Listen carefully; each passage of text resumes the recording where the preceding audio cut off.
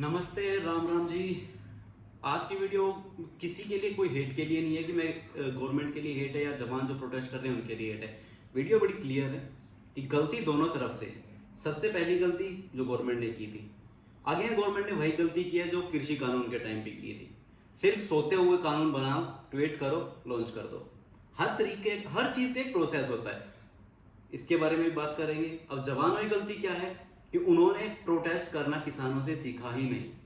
हाँ, हम ये भी दावे के साथ कह सकते हैं कि जो ये प्रोटेस्ट करने वाले हैं वो एक्चुअल जवान नहीं है जो आर्मी में भर्ती होना चाहते थे, क्योंकि इस देश की आर्मी में भर्ती होने के लिए कोई भी इस देश की किसी भी प्रॉपर्टी हो, गवर्नमेंट हो चाहे प्राइवेट हो, उसको नुकसान नहीं पहुंचेगा।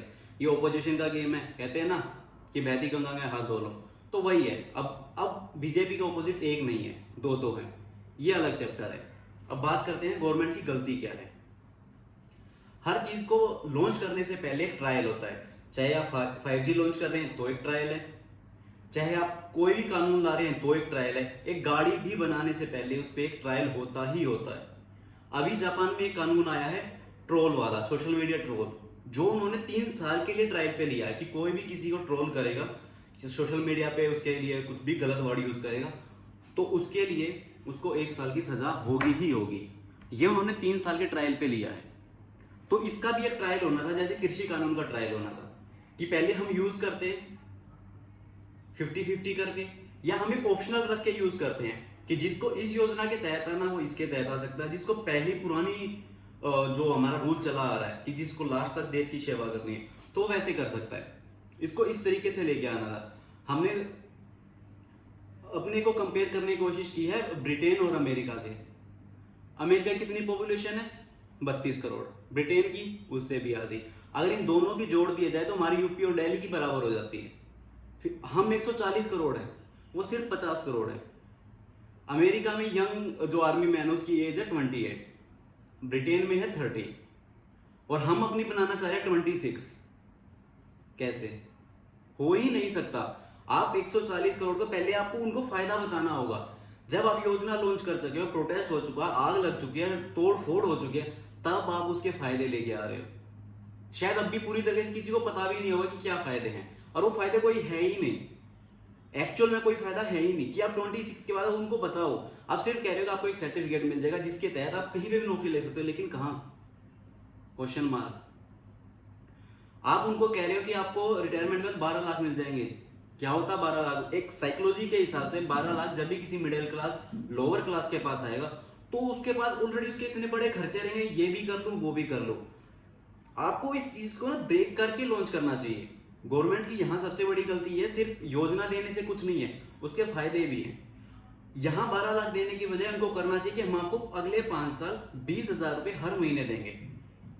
कोई रिटायर हो रहा है 35,000 सैलरी से, अगर उसको 20,000 हर महीने मिलेगी तो उसके पास 5 साल होंगे कहीं पे भी किसी प्राइवेट किसी भी कंपनी में जॉब करने के लिए और अपने आप को सेटल करने के लिए। Behalf on your certificate.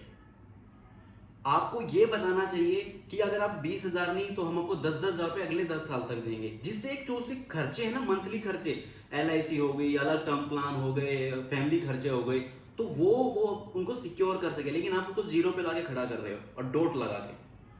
आपको बताना होगा कि ये रिटायरमेंट के बाद आपको हमारे इन प्लान्स में, हमारे इन सेक्टर में, स्टेट गवर्नमेंट में, स्टेट पुलिस के अंडर कहीं पे भी आपको जॉब आसानी से मिलेगी।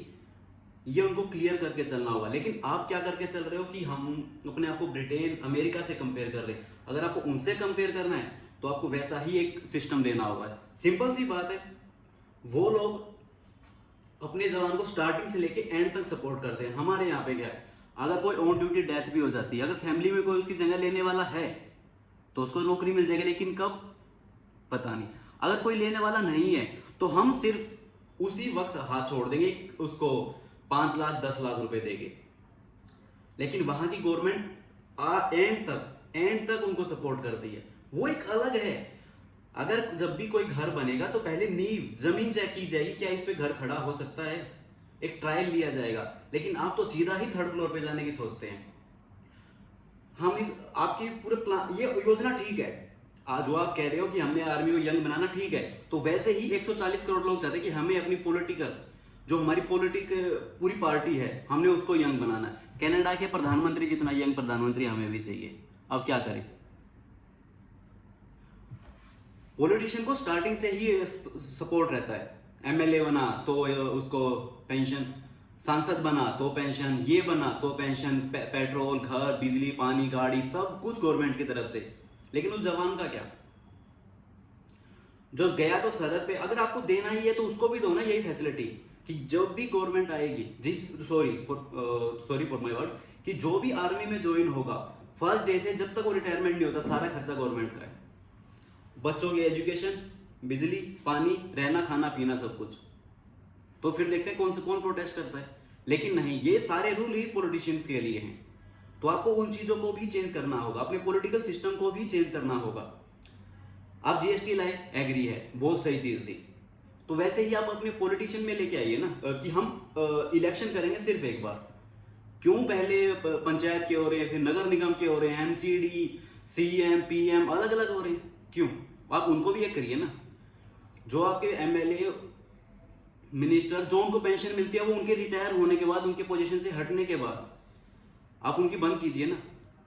हम इस चीज को भी साइड करते हैं। आप सिंपल सा काम कीजिए ना, कि जो भी है पॉलिटिशियन है उसको भी एक एग्जाम देना होगा। हम आर्मी में ज्वाइन करने के लिए हमें पहले 2-3 साल मेहनत करनी पड़ेगी, फिजिक्स ठीक करनी पड़ेगी, रिटर्न देना पड़ेगा, मेडिकल देना पड़ेगा, इंटरव्यू देना पड़ेगा, देन वेट करना पड़ेगा। और आप रात को उठ के आओगे, योजना लॉन्च करोगे कि इससे पहले जिसने भी जो भी एग्जाम दे रखे हैं वो सारे बंद है, वो सारे रद्द कर दिए जाते हैं। क्यों? आप 1 लाख पोस्ट निकालोगे, 500 रुपए फीस होगी, 10 लाख उस पर करेंगे, आपके तो पैसे बन गए। उसका हिसाब कौन लेगा? कौन अपने 500 रुपए के लिए भागेगा? कोई भी नहीं। क्योंकि एक आम आदमी की पहुंच सरपंच से ज्यादा डीसी ऑफिस तक ही हो सकती है, और सुनने वाला कोई भी नहीं। क्योंकि अब ये एक पॉइंट आया है जहां गवर्नमेंट को फिर से सीखना होगा, फिर से समझना होगा, और फिर से ही सब कुछ काम करना होगा। ऐसे नहीं होगा कि आप एसी के रूम में बैठते हैं, खाली बैठे हैं, योजना बनाई, लॉन्च कर दो, सो जाओ नेट बंद करके, सुबह देखेंगे गवर्नमेंट पब्लिक का क्या रिएक्शन है। तब तक बहुत कुछ बर्बाद हो जाता है। यहाँ जवानों की ये गलती है कि जो प्रोटेस्ट उन्होंने किया उनको किसानों से सीखना चाहिए था कि कैसे प्रोटेस्ट किया जाना चाहिए पीसफुली। हमारा संविधान इस चीज की देता है आजादी कि आप प्रोटेस्ट करो, लेकिन ऐसे नहीं देता जैसे ये लोग कर रहे हैं। गवर्नमेंट का कोई भी नुकसान होगा तो आप लोग एक समझ लो कि वो आपकी जेब से ही जाएगा। टैक्स आप देते हो, रोड पे चलते हो टोल आप देते हो, किसी भी चीज को खरीदते हो जीएसटी आप देते हो। तो गवर्नमेंट को कोई भी चीज का नुकसान होगा तो उसको अगर पैसे वसूल करने होंगे तो वो आपसे करेगी। किसी भी चीज की कीमत बढ़ा देगी, फिर आप कहते रहो महंगाई बढ़ गई। तो जो ये योजना है दोनों तरफ से गलत है। प्रोटेस्ट करने वालों का तरीका गलत है और गवर्नमेंट का लॉन्च करने का तरीका गलत है। तो आपको इसको सुधारना होगा। वापिस तो हम नहीं कह रहे, आपको एक तरीके से लॉन्च करना होगा कि डिवाइड करके कि हम इसको इतने ट्रायल पे ले रहे हैं, 25% इसके तहत आएंगे, 75% इसके तहत आएंगे। अगर ये अच्छी चलती है 50-50 कर देंगे, अगर ये और बेटर रिस्पॉन्स देती है तो हम इसको लागू कर देंगे परमानेंट के लिए। तो अब आपसे यही गुजारिश है कि आप इसमें चेंज करें, और जो भी ये प्रोटेस्ट करवा रहे हैं ओपोजिशन वाले, नुकसान करवा रहे हैं, वो भी थोड़ा इस पे ध्यान दें। तो थैंक यू।